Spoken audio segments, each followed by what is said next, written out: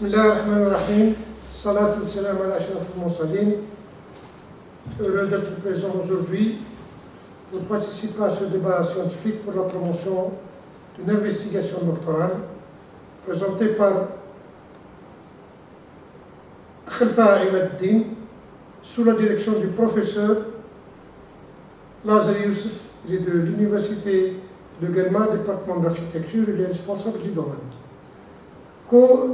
Co-dirigé par Toumir Riyad, il est de l'université, professeur de l'université de Skikda, 20 août 1955, et aussi devant un jury d'examen composé du professeur Madani Saïd, un doyen des professeurs de l'université de Sétif.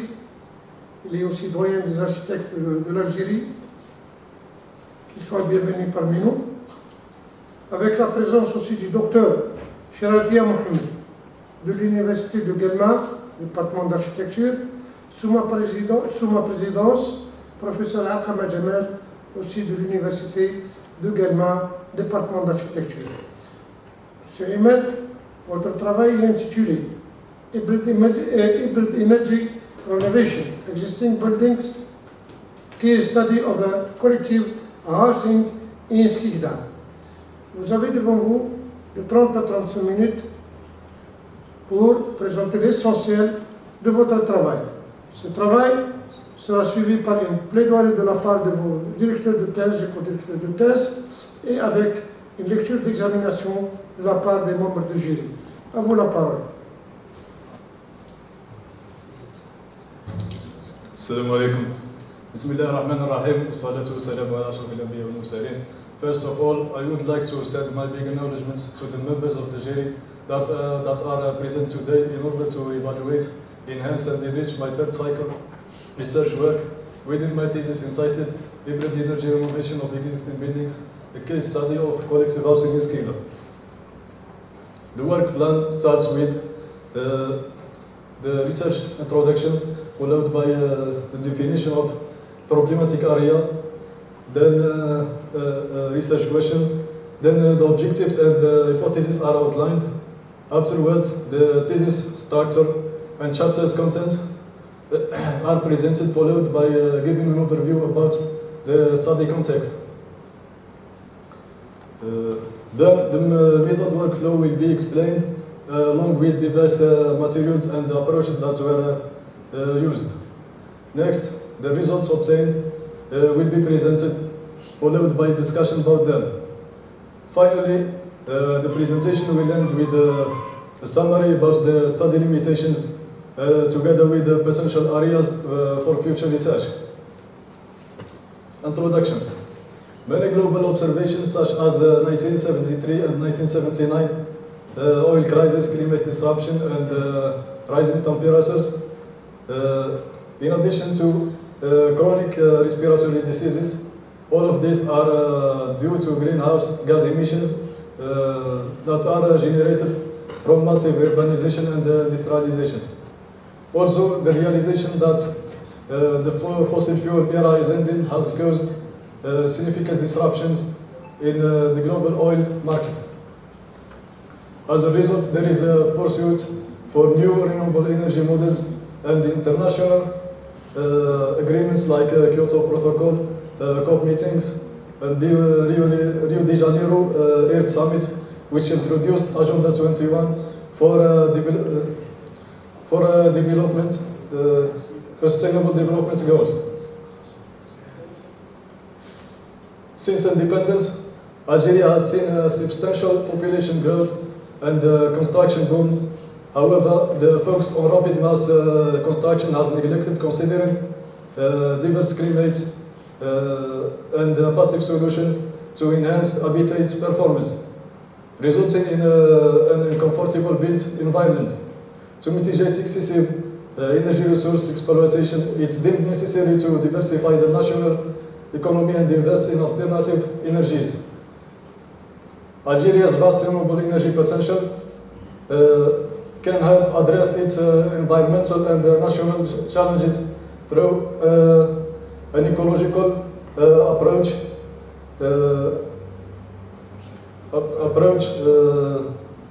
based on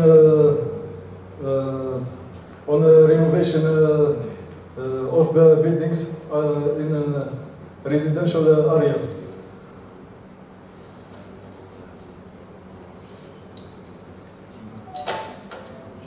Based on the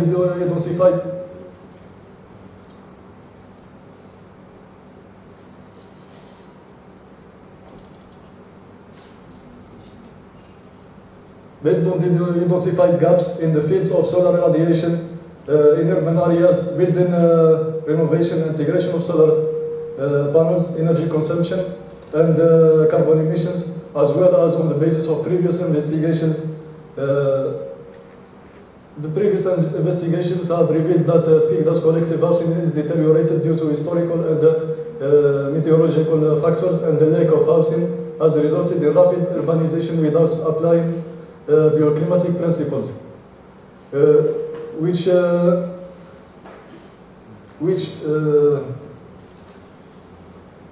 led to comfort shortage and fails to meet energy saving actual standards. After that, the scientific position has been determined. Specific research questions can be formulated as follows.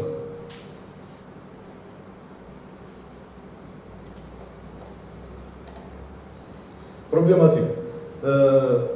First question, how do multi-scale factors related to the four collective housing building in Skikda selected as case studies impact their exposure to solar radiation, energy consumption, and carbon emissions? How does the orientation and height of an apartment affect its energy consumption when compared to the whole building in the four case studies in the city of Skikda? How do the different passive, active, and hybrid renovation interventions affect energy consumption, ecological footprint, as well as the classification of existing archetypes in Skikda in terms of performance in both aspects compared to European references? Considering the specific morphologies of the studied archetypes and their surroundings, the changing of the location of and the quantity of hybrid PVT solar panels integrated on the external surfaces of the buildings, what are the best scenarios associated with each case study in terms of energy demand and carbon emissions? Objectives. Evaluate the impact of spatial factors on solar energy availability and the insolation on buildings and sites in 4 study cases, identifying optimal locations for solar panel incorporation based on this evaluation. Assess the initial states of selected archetypes and their apartments in terms of energy and ecology, and identifies various multi-scale factors influencing their performance. Assess the energy and ecological performance of selected archetypes post-energy renovation to determine the best scenario for each case study, focusing on individual and synergetic effects on building performance. Analyze the effects of altering hybrid PVT solar panel quantity and positioning on energy efficiency and suitability for 4 collective housing structures, considering spatial morphological factors. Hypothesis. The thermal properties, shape of buildings, urban and topographical context directly influence solar access, energy consumption and production, alongside carbonic emissions.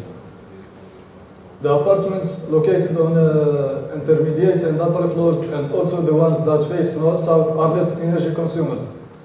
Various passive and active measures can considerably improve the energy and environmental performance of residential buildings to varying degrees depending on the shape of the building space and the intervention measure. The integration of PVT hybrid panels, in particular into the roofs of collective housing, makes it possible to achieve much higher levels of energy production and environmental performance than their integration into other external surfaces of the building. This is structure. Chapter 1, entitled The Relationship between multi-scale spatial factors and energy consumption. It deals with energy requirements in urban areas, particularly for households. It describes the various multi-scale factors that affect energy consumption and solar exposure.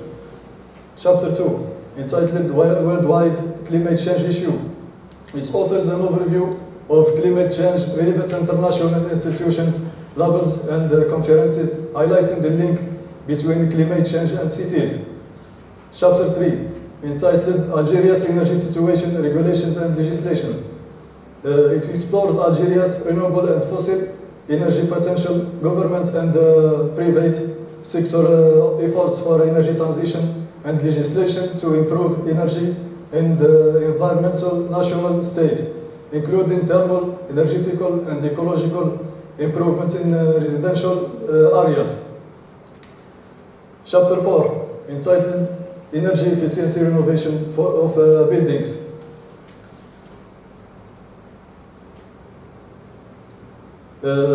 It explains energy renovation is objective and methods focusing on both built and the human environments. It reviews previous renovation experiences, approaches and simulation tools used in this field.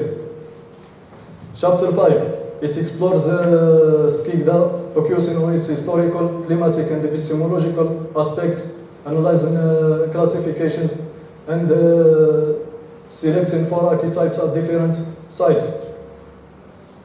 Chapter 5, it presents the method, the workflow and the different materials and approaches that were used.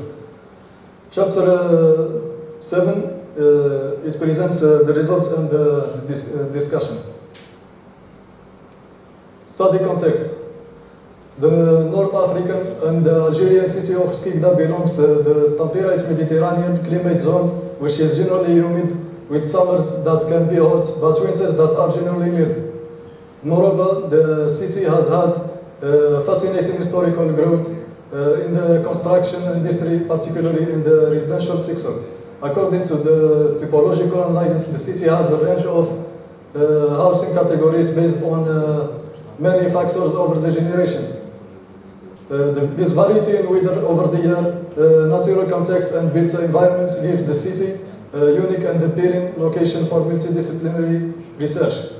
The residential samples were selected after typomorphological analysis of all existing typologies of collective habitats in SCIGDA according to the building's height, the age of the building, the complexity of the building's envelope, the height of nearby buildings, the distance between buildings, the topography of the site and the surrounding area. Method workflow. After reviewing documents and the previous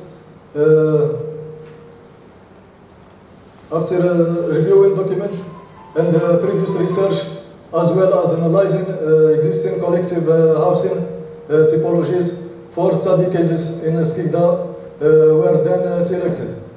Topographical studies and visualization were done to show the elevation of study cases locations compared to the surrounding topography using Google Earth in addition to other mapping websites. The data were then organized and presented in tables and curves using Microsoft Excel. Geometric modeling was done through ArcGIS, creating shapefiles, integrated into the City Energy Analyst simulation tool. This tool utilizes SCIGDA's climatic data from the Meteonorm 8. The COA tool was then provided with only the data concerning physical and behavioral properties. The simulation results were calibrated and validated using measured energy consumption data obtained from local commercial agencies of Sonargaz in SCIGDA. The shapefiles were also imported into Revit Autodesk for solar analysis and visualizations in order to display the variance in cumulative incident solar energy throughout 2021 recorded hourly for each urban model by the use of Autodesk Insight 360 plugin. After conducting topographical, energetical and environmental, in addition to solar analysis, the initial state of the studied archetypes was evaluated. Then the scenarios were selected for implementation based on this evaluation. These scenarios involved launching a passive intervention starting with replacing single grazing that exists with double grazing and then triple grazing windows. It involves also replacement of existing hot water energy supply system by an electrical one. Also, an introduction of photovoltaic thermal solar panels, PVT hybrid, was done in various scenarios, adjusting their sizes and locations on the vertical facades and on the roof. Many energy and environmental results were obtained and then discussed, compared and evaluated in terms of energy and ecology on the basis of simulations generated by city energy analysts. Also, the real historical energy data was in the form of quarterly bills. It was collected for some ground floor, commercial and administrative premises, in addition to 21 apartments which are situated in the 4 buildings studied through sampling based on their height and orientation in relation to the whole building. Approaches, multi-scale approach. In this study, many approaches were utilized, notably multi-scale approach. Multi-scale reasoning is based on the consideration of several levels of scale, given that now scale is independent of the others, which justifies the choice of this approach. Urban building energy modeling reduced order bottom-up approach.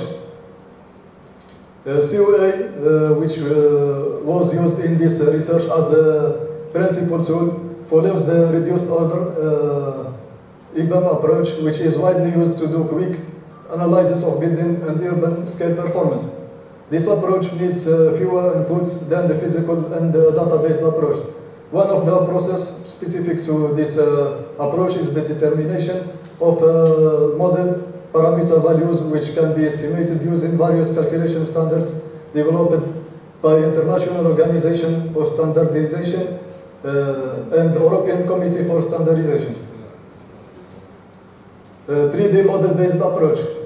The urban environment may be modeled via 3-dimensional characteristics with exposure to sunlight simulations. The solar irradiation may be calculated while taking into account building obstructions via comprehensive models or using adjustment factors that reduce the entire roof or facade area in order to get the appropriate area for solar energy systems. Bayesian inference approach. This approach was used for calibration, where prior distributions are updated and adjusted depending on experimental or measured data, to finally obtain a posterior probability distribution, including the information contained in the observation, on the basis of Bayes' theorem, using Monte Carlo simulation, a method which is based on prediction, probability, and repetition, starting with the prior random variable. Results and discussion. Before renovation stage, topographical analysis at mesoscale level. On the basis of topographical analysis, study cases A, C, and D are more protected from the prevailing cold winter winds than study case B, which is more exposed to these winds, which come from limited directions between north and west, where the strongest are determined to be from west-northwest, according to the wind draws of the city of Skiga. Solar analysis at neighborhood and local shading scale. According to the 3D solar mapping, the ideal locations for solar panels are high-altitude empty sites far from shading effect, while unobstructed roofs come second. South-facing upper facades are the third best locations for solar panels, as they benefit from a large amount of annual solar energy. East and west facades are also good options when it's installing panels on roofs, or south-facing facades is difficult or impossible. However, north-facing facades are not recommended for solar systems. Effective integration of solar panels is achieved through simple architectural designs without excessive extensions or setbacks. During the hottest months from May to August, in the 4 case studies, the roof receives the highest radiation percentage. The south face, the surfaces of cases A, C, and D, as well as the west facing facades of case B, receive the greatest percentage for the rest of the year. This is because the sun's height angle is higher in summer and lower in winter. Therefore, it's suggested to use the roof and south facing surfaces for integrating hybrid PVT panels during renovation scenarios. Energy analysis of measured data at architectural scale. According to analysis of measured real data for the 4 cases under study, gas use was much higher than electricity use, and both gas and electric consumption were generally higher in the oldest archetypes, which were constructed with less insulation capacity. The exception to this was during the coldest months, when the highest gas consumption was recorded in archetype B, which is the most recent building, but is also the most exposed to the prevailing lines.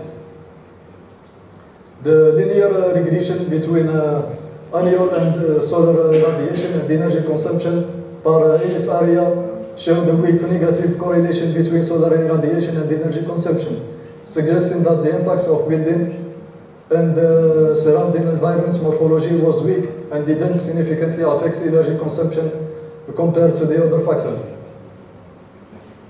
Bayesian calibration and validation. The predicted and measured total energy use were compared, and the calibration findings after numerous attempts showed acceptable annual error percentages and acceptable CVRMSE and NMB coefficients values.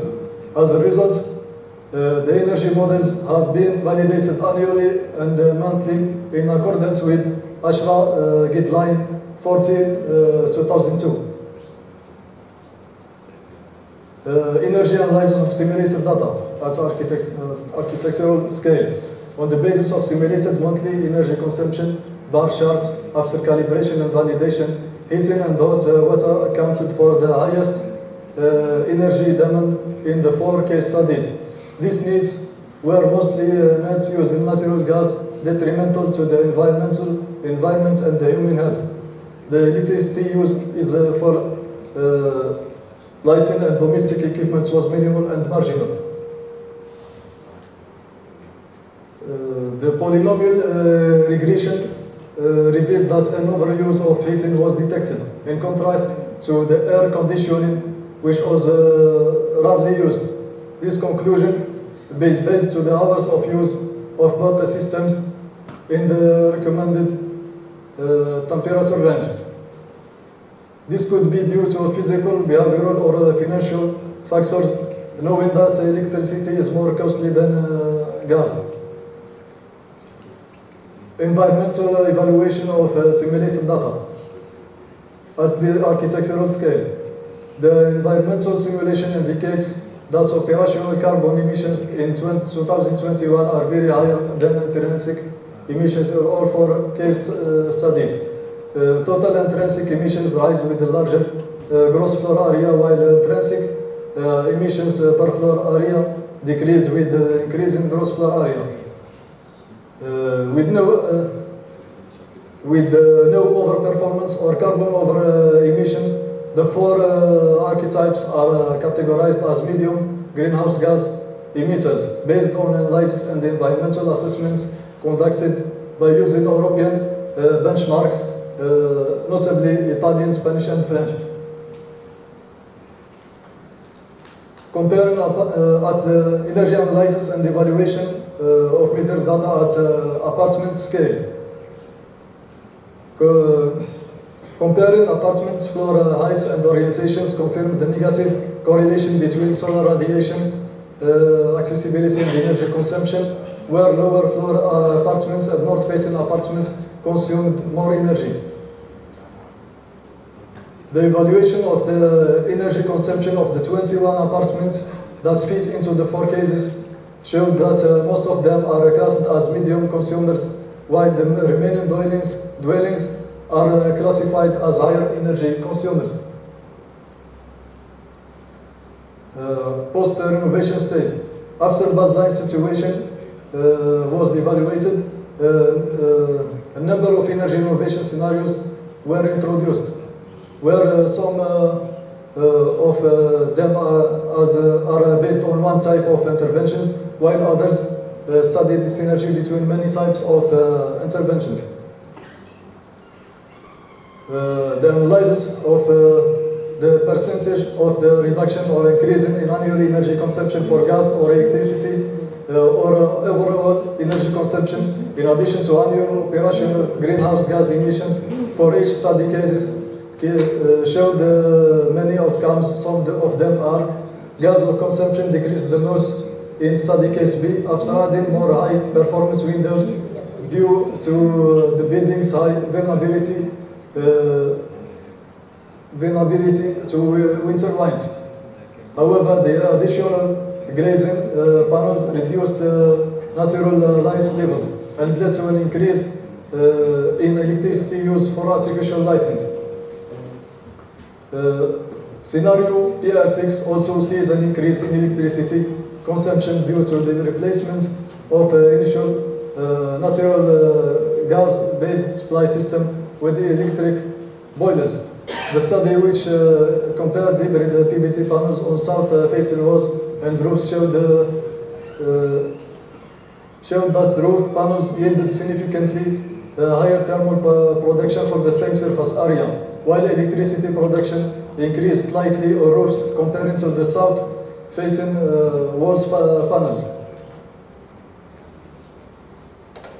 The solar panel surfaces added to the south facade led to more production of electrical energy than thermal energy, which was slight. All above showed that the number of solar panels affects electricity production, while the cumulative insulation per unit area over the time affects thermal energy production. Knowing that roofs having higher insulation rates than the facades. The effectiveness of heat loss reduction from insulation during building renovations depends on the exposure to weather fluctuations, while the energy production from PVT hybrid panels relies on the building envelope morphology. The study analyzed various variables and found that behavioral, urban, topographical, and solar characteristics interrelate and affect environmental conditions and energy use. Each archetype is characterized by its envelope and urban and topographical environment, causing them to react differently to the same situations, with some ideal settings being less suitable for the others.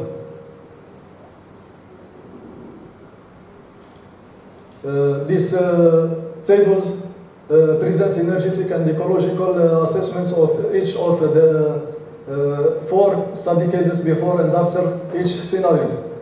They showed that combination using triple glazing paired with hybrid PVT solar panels on the roofs provides a sufficient scenario with lower requirements and high energy and environmental performance based on European benchmarks. For cases A and C, 6 meters square of roof space per apartment was needed, while for case study B, 12 meters square per apartment was required. However, for case study D, the most eco-friendly option was to install 12 meters square of panels per apartment on the south-facing facades and use electric boilers for hot water supply. The most energy efficient solution for archetype D is to divide the surface and area equally between the roof and south-facing facade. The synergy between the different measures their degree of use, their careful selection and strategic positioning have led to better energy and ecological outcomes. During scenarios when several interventions were used in one scenario, energy and ecological performance levels increased to the point where in certain cases energy consumption are highly reduced and ecological footprints are almost nil. It's recommended to adopt the seasonal thermal energy systems due to the negative correlation between monthly thermal panel production and heating high demand period. Conclusion.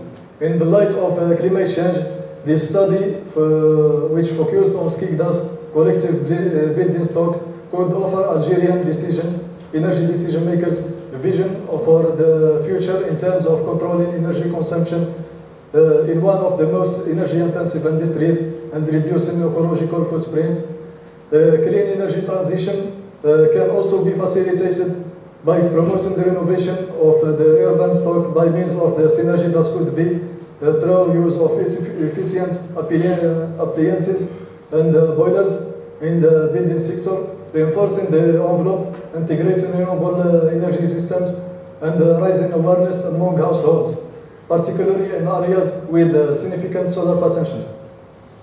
Study limitations. The collection of energy data for Sonargaz commercial agencies was challenging due to the consistent occupation of workers and the difficulty in retrieving archives. The data was collected through sampling, which may introduce uncertainty due to varying energy consumption among dwellings and individuals. The COA tool used simplified archetypes as part of a reduced order approach, but this may limit its ability to handle complex facades and roofs.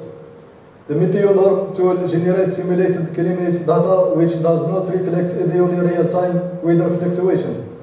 The lack of an Algerian energy and environmental benchmark in this study led to the use of European benchmarks from countries with similar climate to extreme northern Algeria according to Copenhagen climate classification. European benchmarks varied energy and environmental classifications for the same apartments or buildings, highlighting the need for Algerian specific benchmark and labels considering various national aspects. Future perspectives. Future research should consider economic and social factors, including cost-benefit studies and sociological evaluations of the attitudes of occupants towards innovative interventions and renewable energy technologies. The study's simulation tool don't consider this study don't consider the effects of tree on shading and the microclimate. So combining these tools with vegetation specific tools may yield more accurate results, especially in the cases that no presence of significant tree coverage. This study was conducted in one city and one climatic context. Future research using multi-scale reflection and considering case studies in different climatic contexts may uncover new insights. Energy analysis can be done on a large scale, even for whole cities, making research on the basis of tools like COA interesting for sustainable city planning and renovations, expanding the scope of energy analysis to the entire city.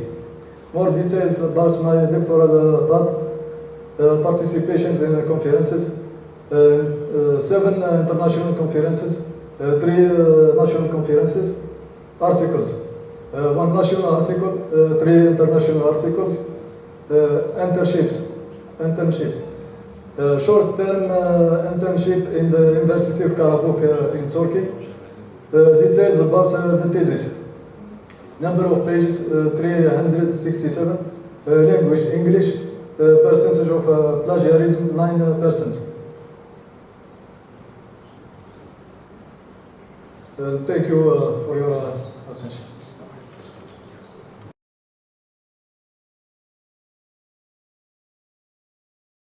Thanks, my dear. When how we can discuss the thesis, and, your director of thesis can discuss the conditions for this research. Donc, je vais donner la parole au professeur Lazari Youssef pour nous dire les conditions dans lesquelles s'est déroulée cette recherche. Et cette plaidoirie sera bien sûr suivie par un complément de plaidoirie de la part du professeur Toumi Riyad. À vous la parole, professeur. Merci, Monsieur le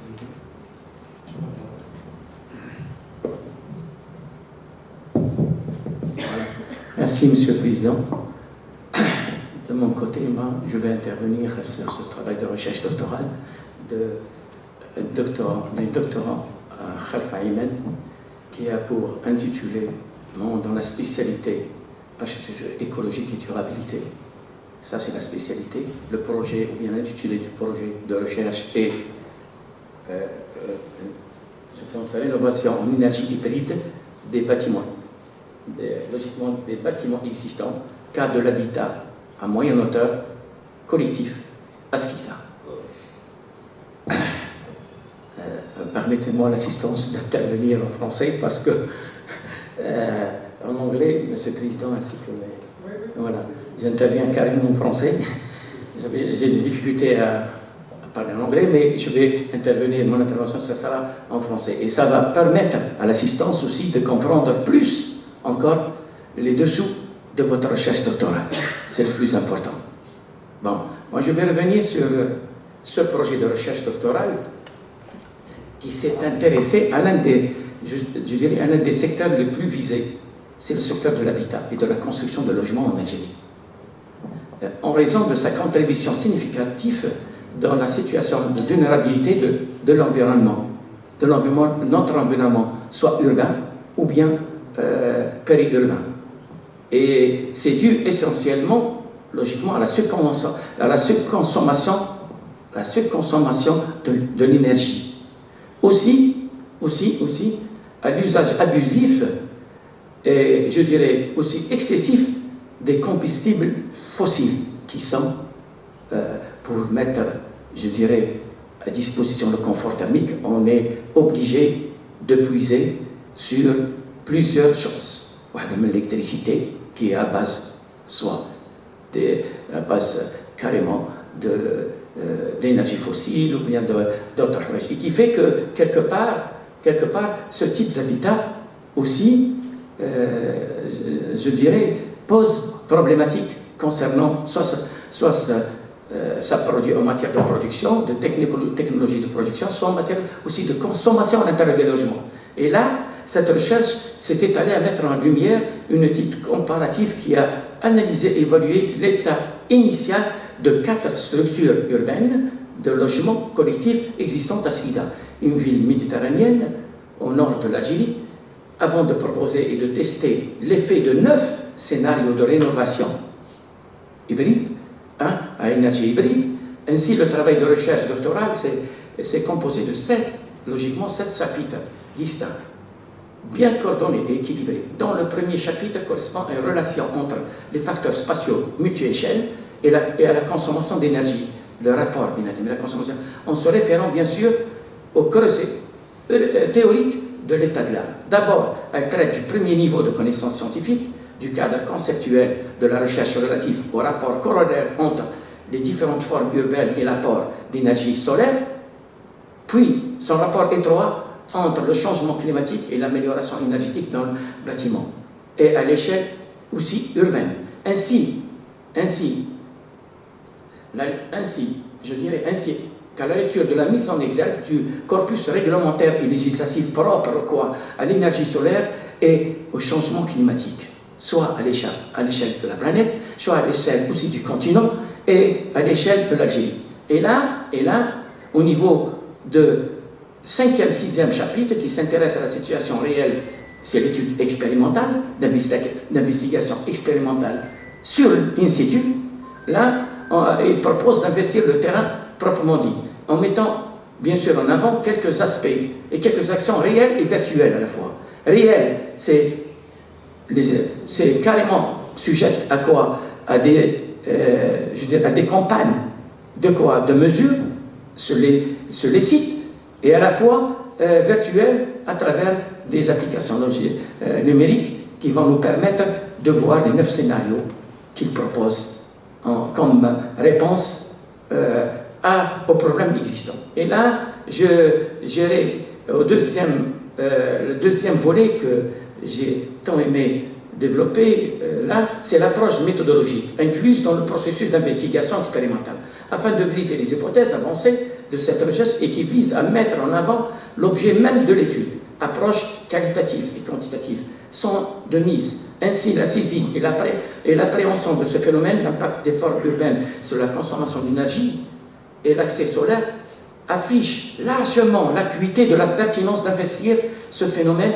dans toute sa globalité et prévoir son évolution dans les décennies à venir. Ce qui est bien sûr demandé pour le chercheur. Enfin, cette recherche doctorale, ainsi pensée, cousue et réalisée, se caractérise par une grande richesse d'informations, ce qui est important dans cette recherche, une grande richesse de connaissances scientifiques concernant déjà, soit en matériaux de construction, soit en forme, soit en volumétrie, soit au niveau des textures, aussi des informations très actuelles pointues en termes de quoi? D'investigation expérimentale et théorique sur le sujet traité. Et le doctorat, moi, je vais revenir sur surtout la manière dont la recherche a été au départ mise en forme, on parle de son évolution. Le doctorant Khalfa Ahmed, lorsqu'on a démarré, moi et M. le Président, qui est le directeur par excellence de la formation doctorale, on s'était mis on s'était mis d'accord pour aborder ce thème.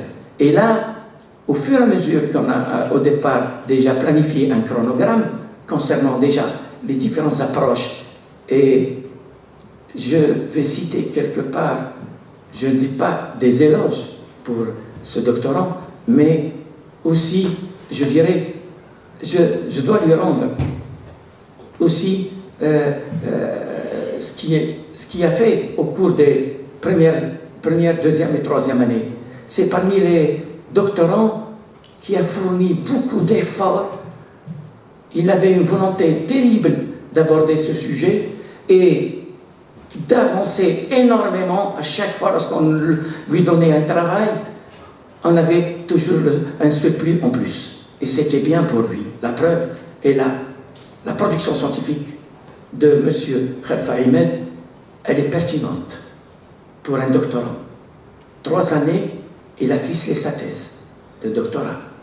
3 années, il a fait 3 publications internationales. 2 classe B et 1 classe A qui est en révision chez les revueurs. Elle est chez les revueurs. Et ça, c'est important. En classe A, elle est acceptée avec tel que on a bloqué. C'est après. Et je ne vous dis pas les communications qu'il a faites au cours de ces 3 années de formation.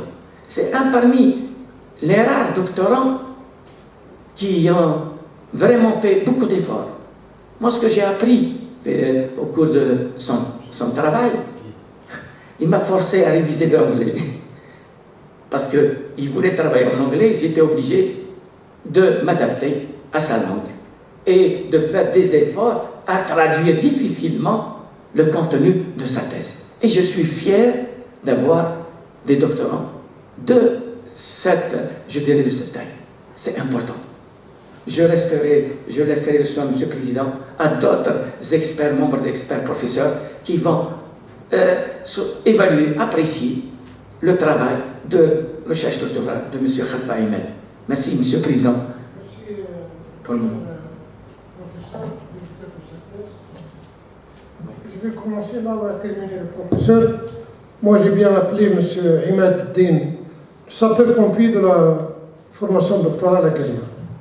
Est-ce que ça peut, que ça soit méritant ou il a plus de choses que ça? Parce qu'il répond toujours présent pour toute aide demandée de la part de ses collègues PhD students, que ce soit dans le numérique, que ce soit dans l'assistance linguistique. Donc il répond toujours présent, sans fatigue. Il est le porteur d'eau infatigable. Au la main, il a pu terminer sa thèse en 3 ans. Il a pu récolter plus de 300 points. C'est rare que les étudiants aient récolté 370 points sur le doctorat, là où l'admission est sur 180 points seulement. Donc une production scientifique énorme et ébranlable même, de la classe B et de la classe A, avec un parterre de chercheurs. Il a associé à ses recherches d'autres chercheurs. Il a commencé à créer son réseau d'éminents de recherche. Il a publié dans toutes les revues de renommée établie et il est toujours présent dans l'aide de la graduation. Il a toujours répondu présent.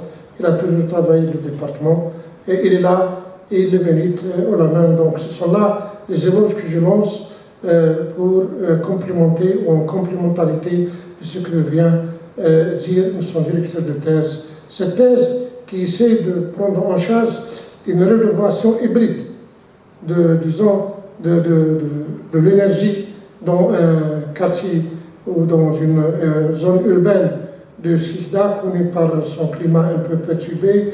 Il y a des fois des inondations, il y a des fois des tops de chaleur. Donc tout cela a laissé notre impétron penser comment peut-on penser à une rénovation énergétique, et puis il a pensé à une rénovation hybride plus satisfaisante. Donc il a essayé de tenter de rénover par le biais de plusieurs techniques et outils et une méthodologie claire qui lui a laissé arriver à des résultats probants dans cette thèse. Sans tarder, je vais donner la parole à son co-directeur de thèse, Toumi Riyad, qui nous vient de l'université du 20 août 55 de Skikda.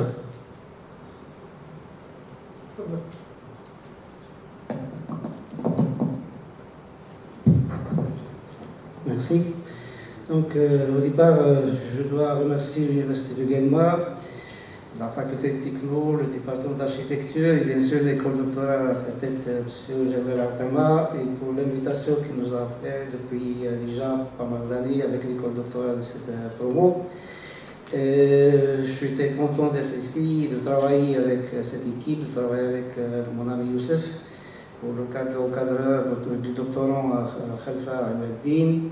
Je confirme ce qui a été dit, on n'a pas eu la moindre difficulté, ni le moindre problème depuis le début de la coordination qu'on a fait dans le cadre de l'encadrement. Donc ça a été vraiment exemplaire depuis le début jusqu'à la fin. Et le résultat, c'est ça, c'est la thèse de doctorat d'aujourd'hui qu'il nous a présentée merveilleusement. Donc, pour le travail d'encadrement, c'était une synergie parfaite entre moi et mon ami Youssef. On a axé le travail en dehors du sujet lui-même, bien sûr, sur quelque chose de très important dans les travaux, dans la recherche scientifique et en particulier la thèse de doctorat. C'est la méthodologie. La méthode, c'est très important. Donc on est allé au fond des choses, dans les détails. À titre d'exemple, l'échantillonnage qu'on a travaillé bien dans la ville, le choix de la ville lui-même. Donc c'est très important, comme a dit M. Alkama Jamel, à propos de la ville qui est vraiment une ville problématique, une ville où il y a beaucoup de problèmes à tous les niveaux. Le cadre des logements sociaux, le logement social lui-même, c'est un cas particulier en Algérie. Toutes les politiques urbaines sont axées sur cet aspect, cette catégorie de logement social qui a des répercussions socio-économiques, écologiques, etc. Le sujet lui-même, c'est vraiment un sujet d'actualité et répond vraiment aux exigences de l'ère actuelle, de l'actualité de nos jours. l'État et les ministères, les différents ministères cherchent vraiment à aller dans la question de l'économie et aller, pourquoi pas, dans l'habitat écologique. Le thème s'inscrit dans cet axe-là. Et normalement, il doit déboucher sur, et ce qu'elle a fait d'ailleurs, sur d'autres questions. C'est un projet à mettre en lumière quand il s'agit de réalisation de logements sociaux. Si on regarde bien le site du ministère, on est encore au stade des prescriptions techniques applicables pour les logements sociaux, alors qu'on devrait normalement, au XXIe siècle, aller au-delà, avec l'habitat écologique, le logement écologique, économiser, même si nous sommes un pays vraiment où l'énergie elle est partout, mais en réalité, on doit économiser, on allait dans le sens de la durabilité. Ça, c'est un premier point. Deuxième point, donc, pour la méthodologie elle-même.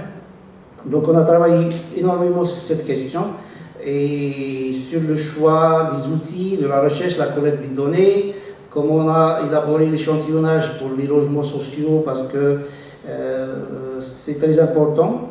L'échantillonnage, c'est très important, c'est un point crucial dans la collecte des données. Ça nous permet justement de généraliser par la suite les résultats qu'on a fait à la fin de la thèse. Donc ça, c'est le deuxième point. Donc, c'est un travail d'encadrement avec une synergie parfaite avec notre ami Youssef. Et bien sûr, ça nous a donné un travail où il départ la construction de la problématique, la collecte des données, la source des données, bien sûr, Sonargaz, et par la suite, comment on doit analyser ces données pour aller enfin faire un traitement de ces données-là et ce qu'ils sont. Donc, l'échantillonnage qu'on a fait a été vraiment représentatif et ça nous a donné pas mal des résultats assez très objectifs. Donc, pour le troisième point, donc, ce qu'il faut surtout retenir pour le travail de Ahmed Din, c'est que, comme pour confirmer ce qu'a dit mon ami Youssef, c'est cette volonté de travailler dès le départ à formuler des questions de départ, des hypothèses, à chercher les données là où elles se trouvent. Et donc, c'est une volonté, ça s'intègre dans ce qu'on appelle le travail de recherche scientifique. Ce n'est pas une ligne droite. Il y a des rebondissements, il y a des allers-retours. Et donc, on a ressenti dès le départ cette volonté de travailler, cette volonté de chercher. Et ça, ce qui forge réellement un chercheur à ce niveau-là, en particulier dans une thèse de doctorat. Donc, il a suivi carrément une feuille de route qu'on a établie dès le départ. Et ça a été vraiment exemplaire. La coordination, ça nous a permis de faire... le dernier mot, donc le sujet traité, effectivement, à la fin, il donne des perspectives. Il s'intègre parfaitement dans le schéma de méthodologie. C'est-à-dire, on commence par une question, on essaie de répondre à cette question, à travers les hypothèses, etc. Et à la fin de chaque thèse de doctorat, on doit normalement ressortir d'autres questionnements qui seront par la suite une ouverture vers d'autres travaux de recherche, de thèse de doctorat et pourquoi pas. Donc, c'était ça le schéma qu'on a établi, une feuille de route.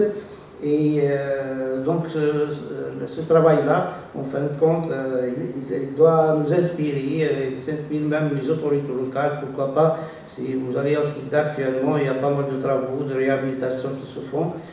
Heureusement, le rallye de Skikda, c'est une architecte, et ça a permis de un peu débloquer pas mal de questions. Pourquoi pas ce genre de travaux?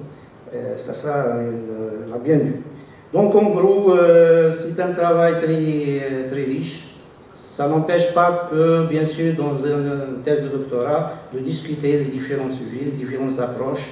Et c'est toujours bien fait, c'est toujours le bienvenu, c'est toujours pour le bien du doctorant, du travail lui-même et de la recherche et de cette formation qui nous a donné ce genre de doctorants qui sont bien sûr les futurs cadres de l'université dans le futur.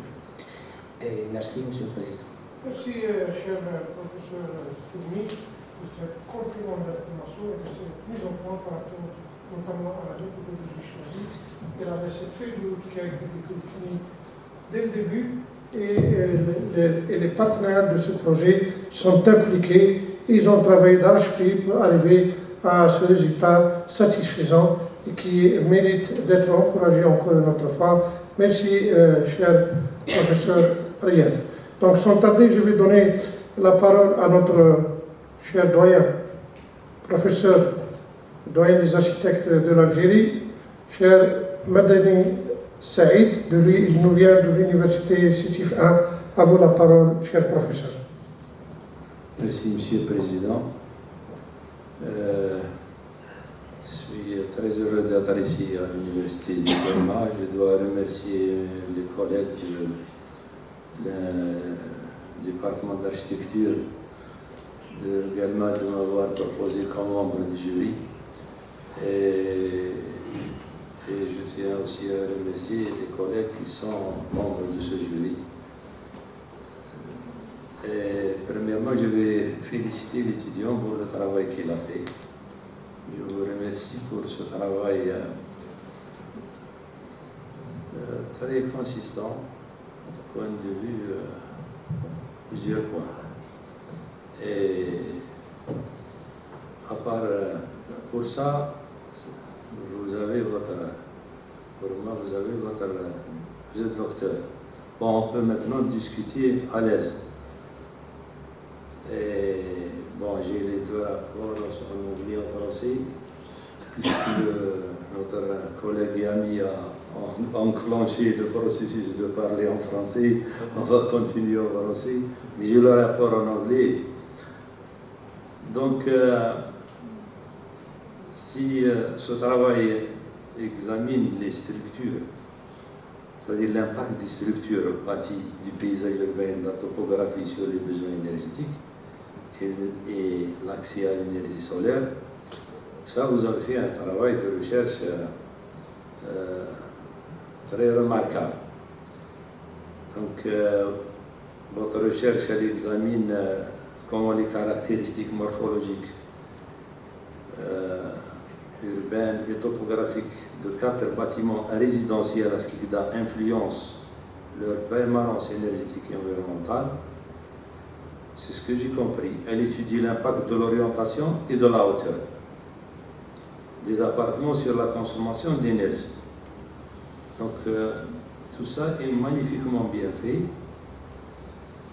Elle représente, je parle de l'étude, elle représente un enjeu important et elle met en évidence l'approche multifactorielle et l'accent mis sur l'optimisation énergétique et environnementale des bâtiments d'habitation collective à Skikda. Donc, il serait peut-être intéressant de clarifier certains points quant à l'approche,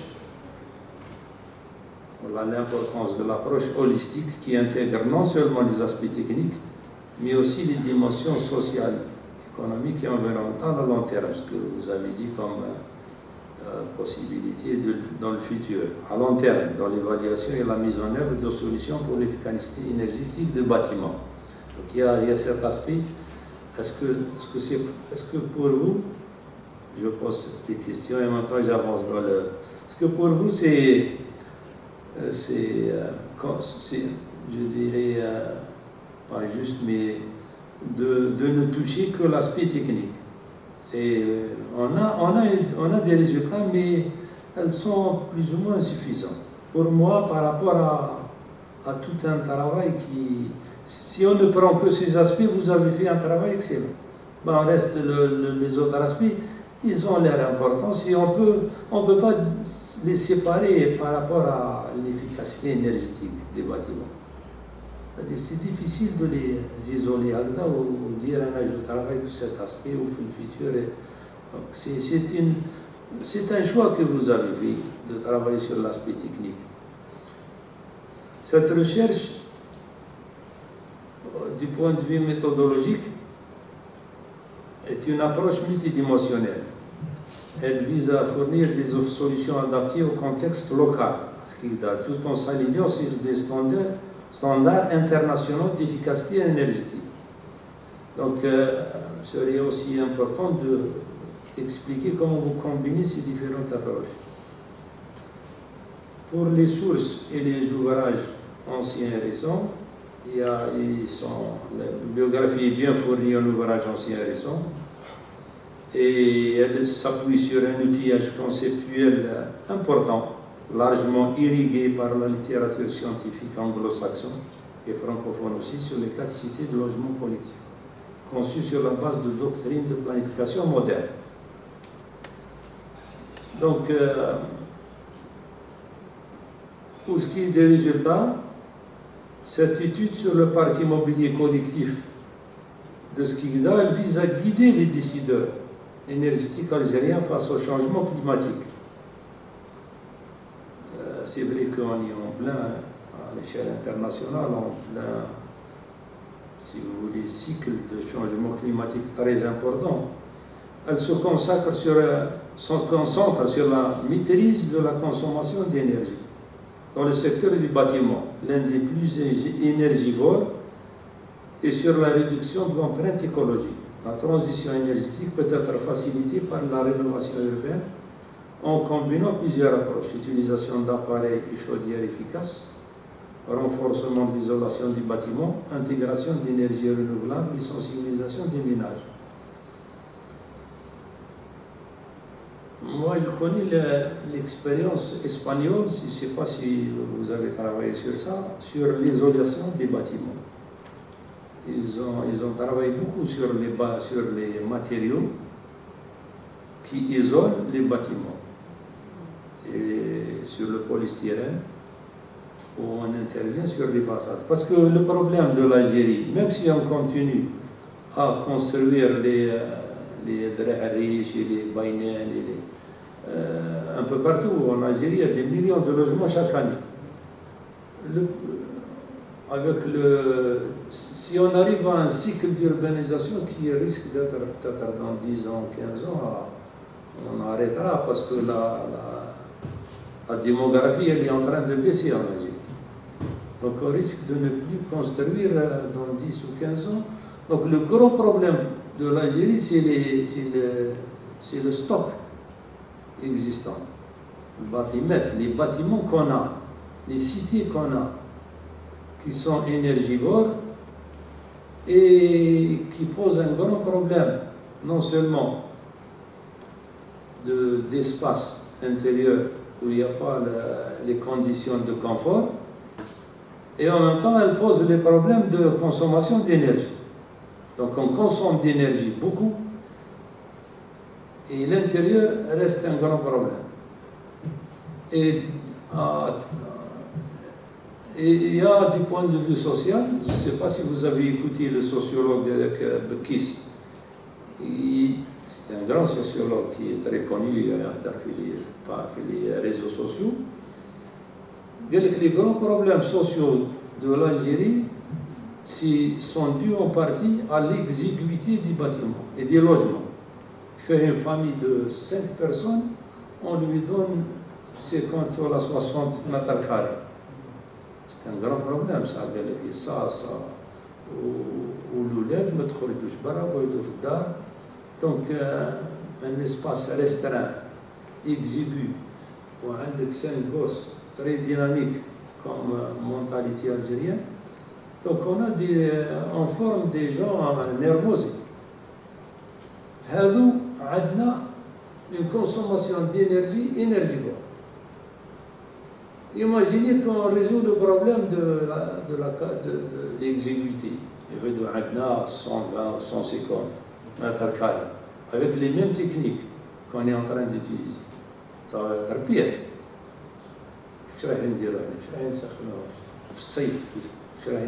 C'est des espaces qui règlent le problème. J'aurais bien avoir un logement à régler. Bon, c'est le problème d'énergie qui se pose. Parce qu'on est khasrin des deux côtés. Donc, il y a le problème aussi qu'il faut peut-être mettre comme possibilité, comment combiner les deux aspects techniques et socio-spatial pour le futur travail, surtout parce que c'est vrai que dans les autres pays, on a un espace. C'est un continent.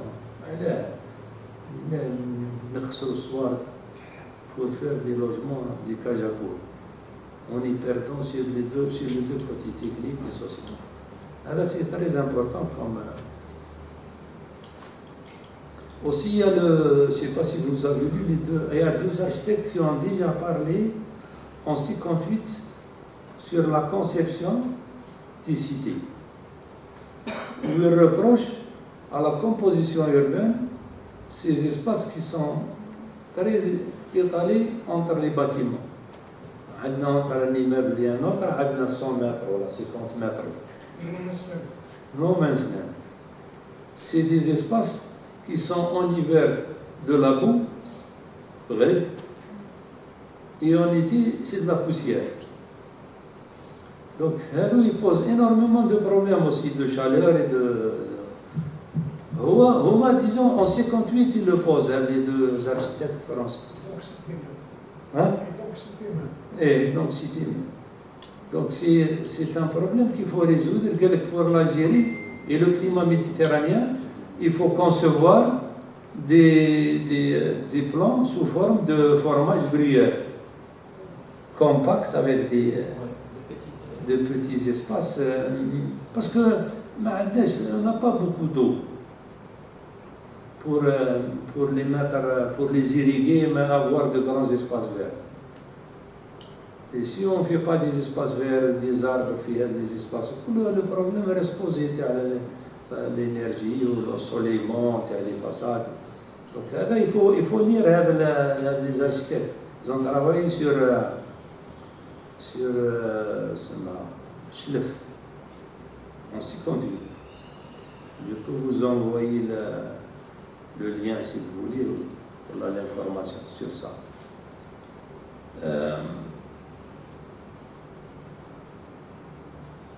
Donc, cette étude sur le parc immobilier collectif exclusif vise à guider, ça je l'ai dit, je ne vais pas répéter.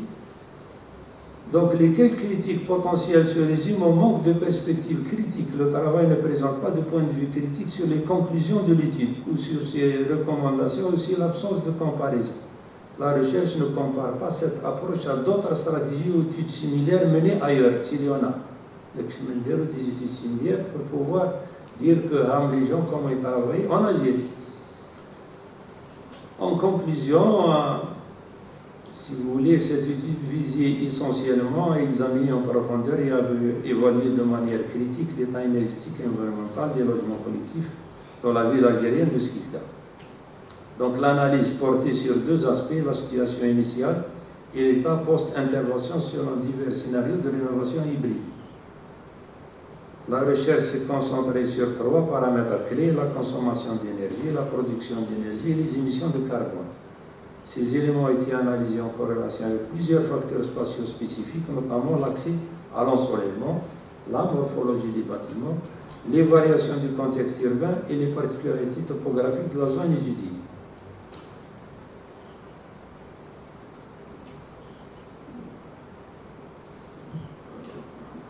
Donc la thèse de l'impétrant Khelfa Ahmed est d'une qualité de présentation générale caractérisée par une cohérence visuelle remarquable. L'auteur démontre une grande maîtrise dans l'utilisation et l'adaptation des illustrations qui s'intègrent harmonieusement au manuscrit. Ces éléments graphiques particulièrement réussis jouent un rôle crucial dans la clarification et l'approfondissement de la compréhension du travail de recherche. Ils permettent au lecteur de saisir efficacement la portée et les nuances de l'étude. Cependant, la conclusion de la thèse, votre conclusion, présente une opportunité d'amélioration significative. Dans son état actuel, la première partie se limite à une récapitulation exhaustive des différentes parties et chapitres du manuscrit. une conclusion de thèse devrait idéalement transcender ce simple résumé pour offrir une synthèse plus analytique et percutante. Il serait judicieux de la restructurer pour mettre en exergue les contributions essentielles et originales de la recherche, évaluer explicitement la validité des hypothèses initiales à la lumière des résultats obtenus et articuler clairement les implications théoriques et pratiques des découvertes. En recentrant ainsi la conclusion sur ces aspects fondamentaux, l'auteur renforcerait considérablement l'impact global de son travail. Cela permettrait non seulement de consolider la cohérence interne de la thèse, mais aussi d'offrir au lecteur une vision plus synthétique et prospective des apports de cette recherche dans son domaine d'étude. Je tiens à exprimer ma satisfaction quant à la qualité du travail présenté. Ceci démontre votre capacité à mener à bien un protocole de recherche ambitieux, avec l'exigence scientifique requise. Et je vous remercie. Merci, monsieur le professeur.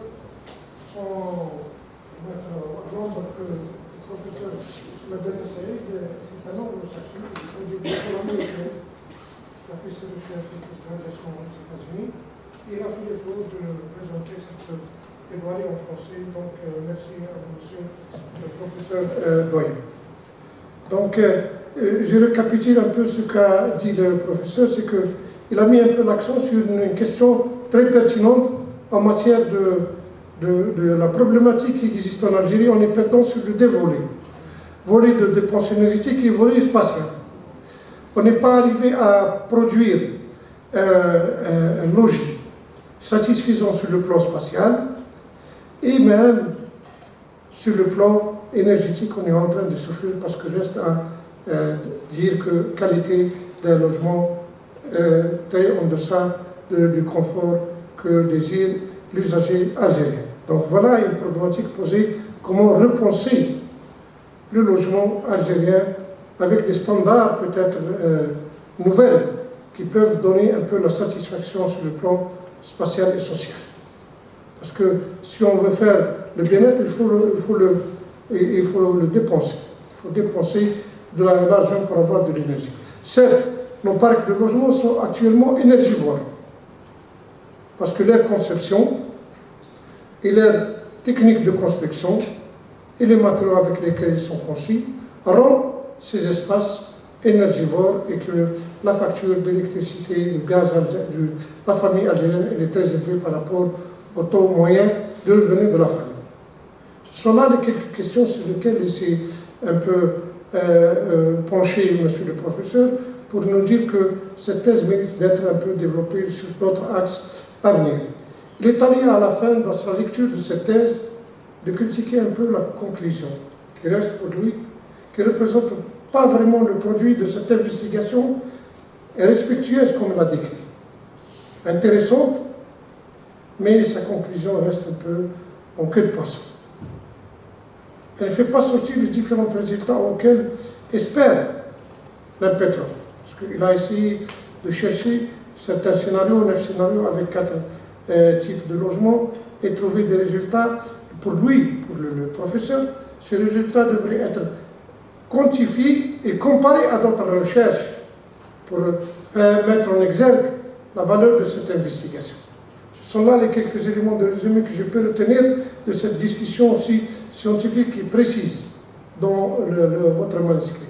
Sans tarder, je donne la parole au docteur Sharikia Mohamed de l'Université de Guelma. À vous la parole pour une lecture aussi sous un autre angle. Merci, Monsieur le Président. Je tiens à vous féliciter. Je félicite Monsieur Khalfa Ahmededdine pour avoir accompli ce travail colossal de recherche qui concerne le logement social et vouloir d'améliorer les conditions de vie et le bien-être et en même temps les consommations énergétiques dans le logement social en Algérie, à Skikda. Le manuscrit présenté respecte dans son contenu les critères scientifiques d'une thèse de doctorat. Sur le plan forme, le manuscrit présenté est bien rédigé. Sa lecture est facile. Il est appuyé graphiquement par des plans, des schémas et des graphes, des photographies. Bon, pour la page de garde, il faut la réviser. Pour la bibliographie, le candidat a exploité des ouvrages théoriques nécessaires qui ont une liaison directe avec le thème, et notamment la performance énergétique dans le bâtiment, l'impact de divers paramètres de l'enveloppe du bâtiment sur la consommation énergétique et les techniques utilisées dans la simulation et l'expérimentation visant la réduction de la consommation de l'énergie. Les travaux de plusieurs chercheurs ont été présentés, les différentes méthodes utilisées aussi, et l'évaluation de la consommation énergétique dans le bâtiment. La problématique présentée est le constat de la consommation énergétique très élevée dans le bâtiment, un bâtiment surtout social, notamment dans la ville district comme cas d'étude, le peu d'études qui prennent en charge l'interaction entre l'enveloppe extérieure du bâtiment, son environnement urbain et sa situation topographique à plusieurs échelles spatiales. Donc l'objectif recherché à travers cette problématique est l'exploration de la consommation d'énergie, la production locale d'énergie solaire, l'influence de divers facteurs associés aux structures de bâtiments, au paysage urbain et aux conditions topographiques. L'hypothèse avancée est de vérifier l'impact des facteurs multi-échelles liés aux morphologies des immeubles d'habitation collective Askibda sélectionnés comme cas d'étude, leur contexte urbain et topographique. En conclusion, la conclusion du doctorant a mis l'accent sur les résultats obtenus et recommandations nécessaires pour des actions passives et actives afin d'améliorer la performance énergétique et environnementale des bâtiments résidentiels à des degrés divers, selon la forme de l'espace urbain et la mesure d'intervention. L'intégration des panneaux hybrides dans les toitures des immeubles d'habitation collective et la possibilité aussi d'intervenir avec, bien sûr, une architecture passive d'intervention. Il y a quelques observations là-dedans. Le candidat dans l'ensemble a montré des capacités à mener une recherche scientifique, une bonne maîtrise des outils méthodologiques, tout en ayant un esprit d'analyse, d'interprétation et de synthèse. Néanmoins, j'ai quelques observations très importantes par rapport à votre sujet, puisque, à mon avis, c'est un sujet très complexe. Le logement social en Algérie, c'est un sujet qui ne concerne pas seulement le bâtiment, il concerne aussi l'espace extérieur. Il y a tout un ensemble d'actions. Ce que j'aurais souhaité, c'est que dans votre conclusion, vous aurez bien sûr ces résultats avec, entre autres, des actions à proposer, à mettre en œuvre ou à avancer comme future recherche, puisque tout est lié. Cette consommation énergétique, c'est dû à les causes de cette consommation énergétique sont multiples. Ce n'est pas seulement le logement lui-même, le bâtiment lui-même. Il y a l'environnement et l'espace. 1. 2. Il y a le côté économique. Le côté économique du logement. Le logement social en Algérie a été toujours pensé et réalisé en économique. D'ailleurs, au niveau du ministère de l'Habitat, quand on parle du logement social, on évoque toujours les 22 mètres cubes de béton du F3. On ne doit pas dépasser les 22 mètres cubes de béton pour le logement. Donc, on arrête l'enveloppe financière sur cette base pour réaliser ce logement. Le bâtiment, alors l'extérieur, l'aménagement extérieur, ça, c'est, comme l'a souligné cher professeur, c'est le no man's land. Donc, il y a deux facteurs importants qui seront associés à votre proposition pour peut-être proposer un début d'action dans l'amélioration de la performance de ces constructions-là. C'est le côté social, humain, comportemental, le côté urbain. Le côté urbain, l'organisation spatiale, la composition spatiale du logement. N'oubliez pas que la ville algérienne était, avant l'indépendance, une ville compacte. Aujourd'hui, elle est une ville éclatée. On réalise actuellement les bâtiments, on les appelle bars. Ces bâtiments-là, bars, créent entre eux des espaces no man's land qui sont nocifs, non pas seulement au confort humain, mais aussi à la santé publique. الغبار اللي يجي كينوض الريح والخماجات حاشاك اللي تتهز في السماء c'est nocif pour la santé. Vous voyez, c'est une terre vide. C'est elle aussi qui joue un rôle pour apporter un certain inconfort. Le deuxième point, vous avez proposé, j'ai vu dans votre thèse, un triple vitrage. Pourquoi aller directement vers le triple vitrage? Y a-t-il pas d'autre solution? Au lieu de proposer un triple vitrage, par exemple l'amélioration de la qualité du verre et de son épaisseur, parce que quand on dit triple vitrage, c'est pas économique, le volet économique c'est très important dans ces actions-là, parce qu'il y a la faisabilité. L'industrie aussi joue un rôle, parce qu'il faut un accompagnement. Pour proposer ces scénarios, il faut un accompagnement par une industrie qui puisse réaliser des prototypes. Et pour ne pas trop s'étaler, je vous remercie encore pour ce travail colossal, pour ce début de proposition d'intégration, d'intervention dans le bâtiment pour améliorer les conditions énergétiques. Et je passe la parole, monsieur. Merci, docteur Chadia, de cette lecture aussi pointue et bien précise en matière de typologie de logement qu'on doit utiliser pour minimiser la consommation énergétique, la manière de programmer, la manière de design urbain, parce que pour lui, cet espace extérieur étendu comme ça ne n'arrive pas à maîtriser les sources de problèmes hygiéniques, énergétiques et de beaucoup de choses. Donc, comment peut-on repenser encore une autre fois une composition urbaine qui peut être compacte ou autre, et qui peut, parce qu'on ne peut en aucun cas maîtriser ces espaces extérieurs qui sont là, qui sont source de tout dérangement, que ce soit du bien-être ou même de cette dépense énergétique excessive et qui rend nos bâtiments énergivores. Donc cette structure est intéressante. Il essaie de revenir un peu sur le cas pour dire, pour aller proposer, c'est simple, aller proposer un triplage. Revenons un peu sur l'estimation, sur la maîtrise, ce que ça peut donner.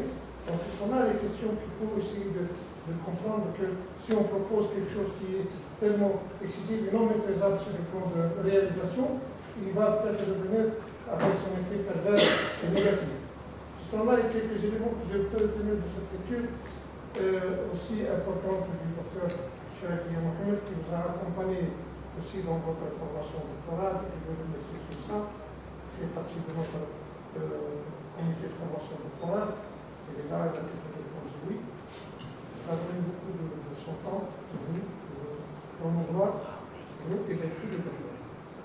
Donc, sans tarder, quant à moi, je vais essayer d'être un peu bref et de ne pas être peut-être, de ne pas cacher dans la soupe.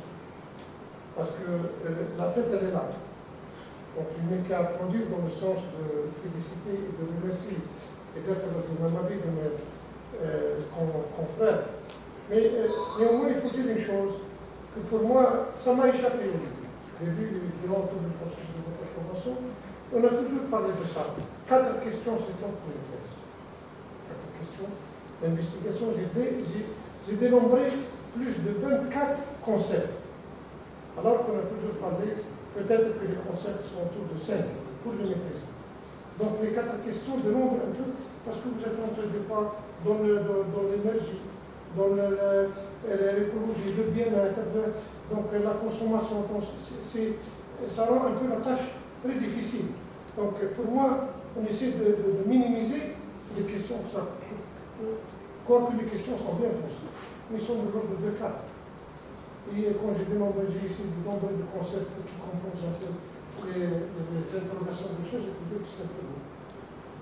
Et j'ai aussi une autre remarque à mettre. Le chapitre 3. Si on redresse le chapitre 3, pour moi, il n'a pas sa place dans la presse. Il parle un peu du problème énergétique de l'énergie en Algérie.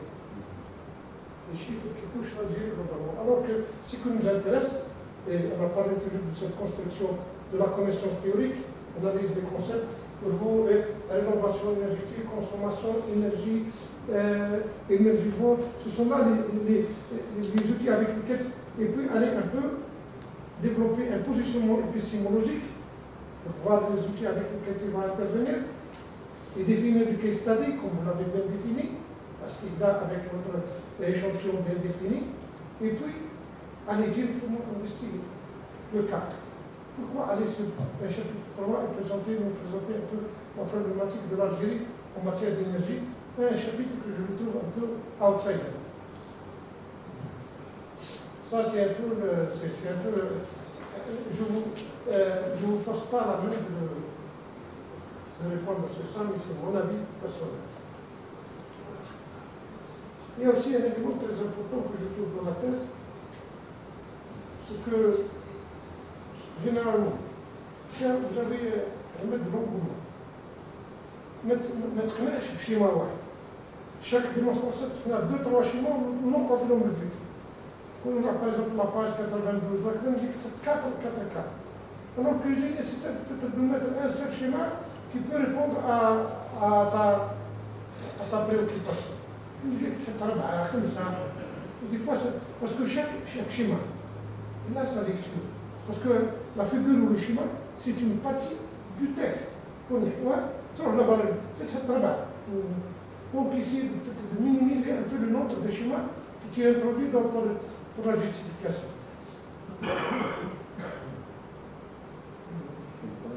Page 91.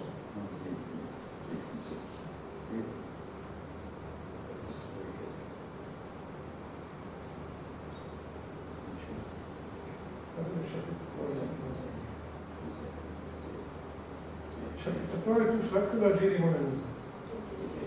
Hein? Alors, je vous ai raconté.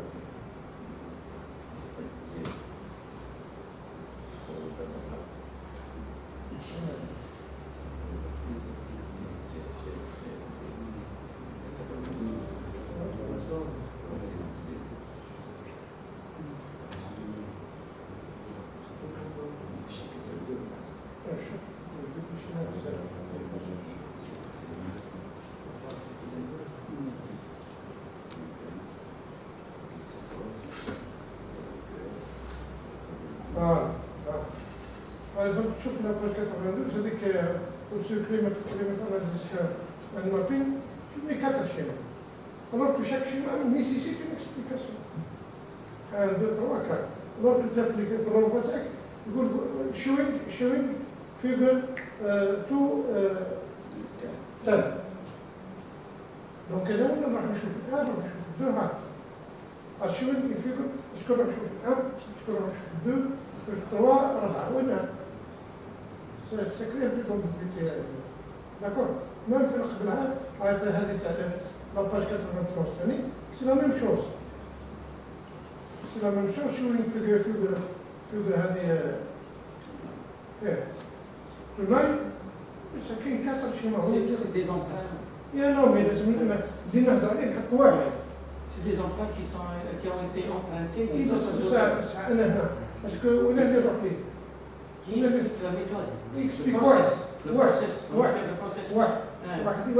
Un schéma explique. Non, mais c'est collectif, c'est un seul auteur شوف qui développe. si on va كان نقول يهضر على efficiency of urban systems. الثاني اسمع الثاني يهضر على form and layout. الثالث يهضر على height resistant construction materials. الثالث يهضر على vegetative cover. Donc chacun لازم يكون عنده une explication, عنده un texte اللي يتبعه. D'accord? C'est pas le même thème. C'est 4 thèmes différents l'un de l'autre. Ok? Hein? Donc, à moment une petite remarque, sinon, moi j'adhère totalement aux avis de mes confrères, un travail qui mérite d'être respecté et être félicité. Donc pour les membres du jury, ça va, ils sont pas les gens d'accord sur que le travail est un travail intéressant, que l'Impétron a fourni beaucoup d'efforts. Et sur ça, je vous donne la parole si vous avez quelques 5 minutes même pas sur quelques interrogations des membres du jury.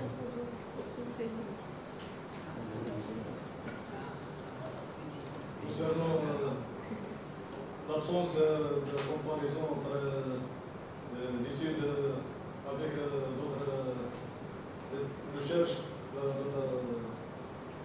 comme conclusion générale, je vais prendre ça en considération. Voilà, merci.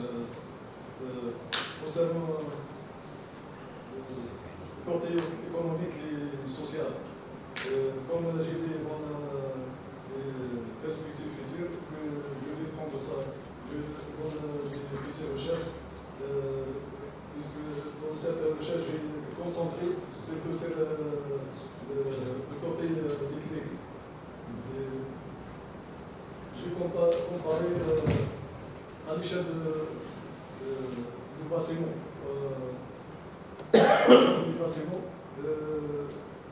en termes de facteurs liés à la morphologie du bâtiment, à son contexte urbain, son contexte topographique, et détermine les facteurs qui influencent beaucoup plus sur la consommation énergétique. À l'échelle de l'isosphère, à l'échelle moyenne, j'ai appris des analyses topographiques et solaires pour définir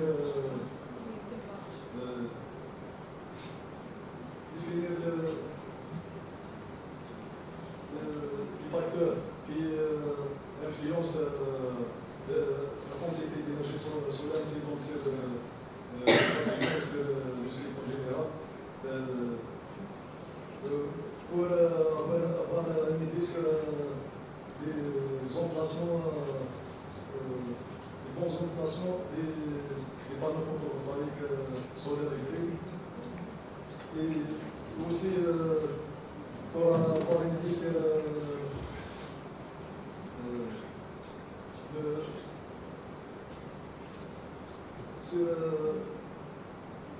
l'influence de leur emplacement sur la quantité d'énergie générée par ces panneaux. Et aussi à l'échelle des appartements, j'ai essayé d'avoir une idée sur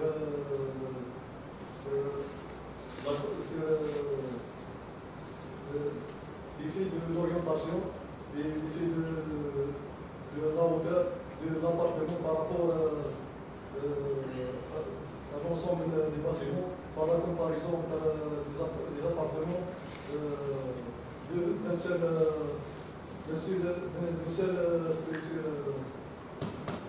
bâtiment.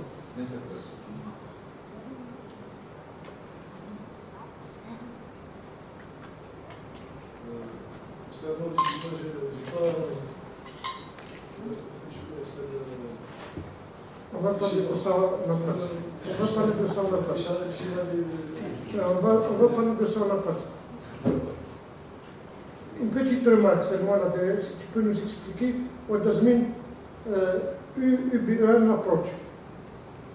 Urban Building Energy Model, c'est une mobilisation énergétique qui prend en considération le bâtiment et les facteurs urbains, c'est-à-dire le bâtiment qui entoure la morphologie et leur impact sur tant que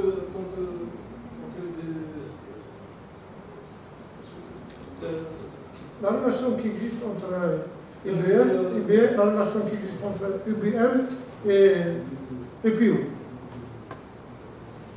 Quelle est la relation qui existe entre évaluation professionnelle et l'UBM.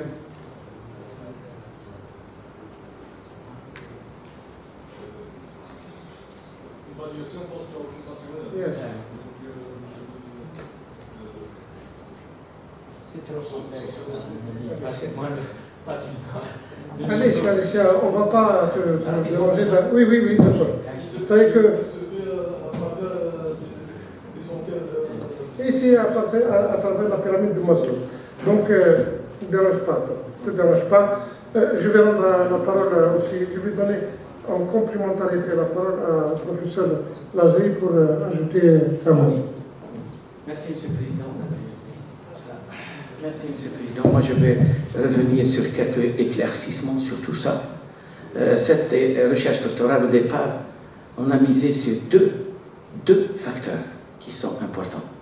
Au départ, on a misé sur deux facteurs. C'est qu'on ne va pas, parce que déjà, l'évaluation de la performance, soit de l'apport énergétique, de l'apport de l'accessoire au bâtiment, dans le sens aidant, on ne voulait pas aller au-delà de quelques aspects.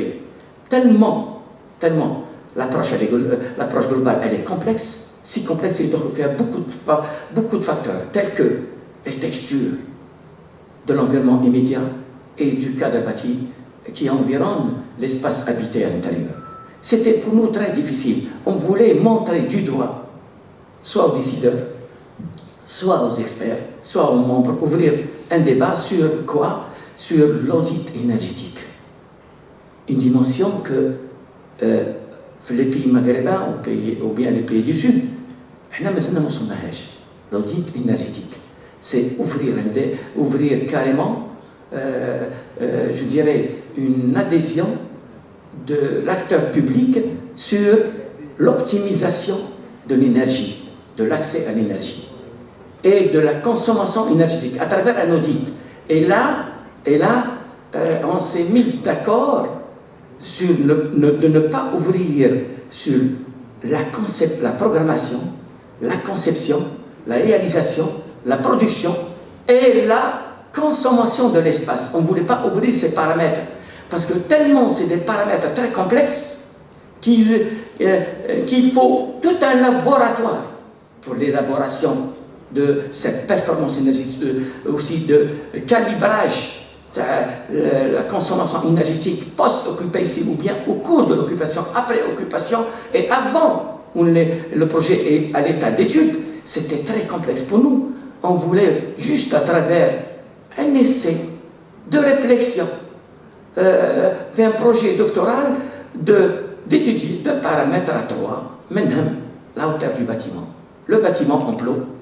Le bâtiment enclos, c'est des bâtiments qui ne sont pas, certes c'est des analyses de cité, parce que c'est cité 200 logements, ou 400 logements, ou 600 logements, c'est des mini-cités où la disposition de bâtiments d'habitation, elles sont en plot, en unité, carrément en bloc. On voulait vraiment expérimenter ce genre d'expérience urbanistique qui est vouée au départ et à l'échec. Comment peut-on faire un bâtiment à mi-hauteur, déjà avoir un apport suffisant en matière d'apport énergétique? Et on voulait savoir les rez-de-chaussée premiers par rapport au dernier, comment peut-on bénéficier de cet apport énergétique qui vient de l'accès solaire. À travers aussi la texture, parce qu'il y avait une programmation de calibrage qu'il a faite. À travers quoi? À travers déjà aussi des plans où il a essayé de faire un logiciel, c'était Revit. Il a fait le calibrage de de la topologie du logement. Et qui a fait que quelque part, tellement la taille de la complexité si jamais on a d'autres paramètres, ne suffisait pas pour une fois de 3 ans, ni 4 ans, ni 5 ans. C'est un travail de laboratoire. Si jamais on attaque la dimension de pratique sociale de l'espace ou bien de consommation spatiale à l'intérieur du logement, qui c'est important, monsieur le professeur tout à l'heure, monsieur Madani a posé aussi un problème important sur la taille du logement, la surface du logement, occupation du logement, en fonction des, des habitants qui vont l'occuper après Wahdak. Certes, il contribue énormément sur la performance ou bien carrément la qualité à l'intérieur du. C'est des dimensions qui sont imbriquées dans l'habitat. Sauf pour ce travail, où on a essayé de travailler.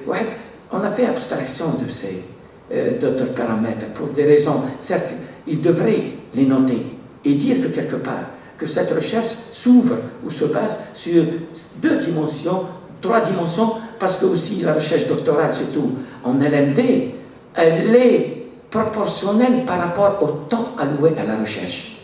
Le temps alloué à la recherche, c'est 3 ans. 4 ans maximum, avec dérogation. 5 ans avec dérogation, difficilement. 6 ans,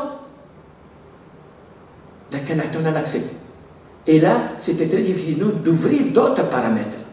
Oui, sauf que ça n'empêche pas, au niveau des recommandations, des pistes de recherche louables pour les futurs chercheurs, d'ouvrir ces questionnements.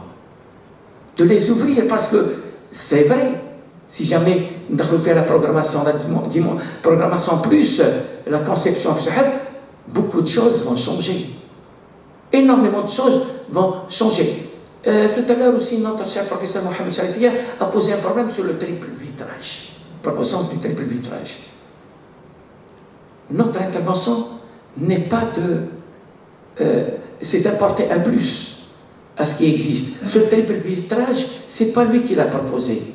C'est les essais, c'est les scénarios il a fait des dimensionnements, où le scénario lui a proposé l'état des lieux de ces constructions d'habitation en plomb, mais il y a une solution, si jamais, parce que tôt ou tard, la preuve est là, la France, l'année dernière, a reçu une réglementation pour louer un logement en France, soit à Paris, en Île-de-France, ou bien à d'autres villes en France. Il faut faire valider un audit énergétique. Veut dire quoi? Que des experts, des architectes experts viennent faire cet état des lieux en matière de consommation énergétique dans votre logement pour proposer la location ou bien l'achat ou la vente de ce logement. Dans la réglementation en vigueur, l'audit, ça va venir dans 30 ans, 25 ans. Lorsque les énergies fossiles comme l'essence, le gasoil vont être réduites, on va faire des audits. Parce que monsieur le professeur tout à l'heure Madani a posé un problème aussi important, c'est nos habitats sont des passoires thermiques et des passoires sonores. Pourquoi c'est des passoires? Parce qu'on n'a jamais pensé au confort thermique, au confort à l'intérieur du logement social, ni promotionnel. On n'a jamais pensé à ça. Notre seul problème pendant 60 ans, c'était de construire pour tout le monde. Et une production unique, avec un cahier de charge, un seul cahier de charge, avec une seule porte, un seul accès, le même type de fenêtre, le même type de dalle. La preuve, il nous a ajouté tout à l'heure, M. Charet aussi, Mohamed, les 25 mètres cubes de béton, qui va 22 mètres cubes de béton, je m'excuse, les 22 mètres cubes de béton qui sont là aussi, qui montrent que la limite de la réflexion concernant la conception du logement en Algérie, et qui pose énormément de problèmes. Un cahier de charge qui n'a pas changé 65 ans. Un cahier de charge qui n'a pas changé depuis 65 ans. On a en 72, les années 62, on a donné 1 kilo de pain pour chaque famille. Donc là-bas, la famille fait 12 membres, où maintenant le pépé et le père du pépé, mais elle existe, plus le père, plus l'enfant qui a ses enfants, le même kilo divisé en petits pains. On a donné le même kilo, mais en forme de petits pains. Et qui fait problématique. Donc pour nous, c'est l'objet de cette recherche, Monsieur le Président, c'est quoi? C'est d'ouvrir des pistes de recherche potentielles louables pour faire des audits dès maintenant. Dès maintenant, elle a des audits énergétiques. Notre consommation intérieure de logement, vous savez, les passoires thermiques, en hiver, on a des chauffages qui chauffent l'extérieur. En été, on a des climatiseurs qui refroidissent l'extérieur. Ils n'ont pas l'intérieur. Pourquoi? Parce que nos constructions sont chétives. Bachlin fait la construction. Voilà, Merci, Monsieur le Président, j'arrête avec ça. Je remercie mes collègues, mes professeurs. Merci pour votre contribution. Voilà, parce que déjà le président a essayé de répondre à certaines préoccupations des membres de jury. Sur ça, je vais demander d'une manière un peu très douce de l'assistance de nous de libérer la salle, quelques minutes afin de vous donner le temps de libérer et même l'impétendre à quitter la salle pour revenir, pour entendre un peu le résultat de cette délibération.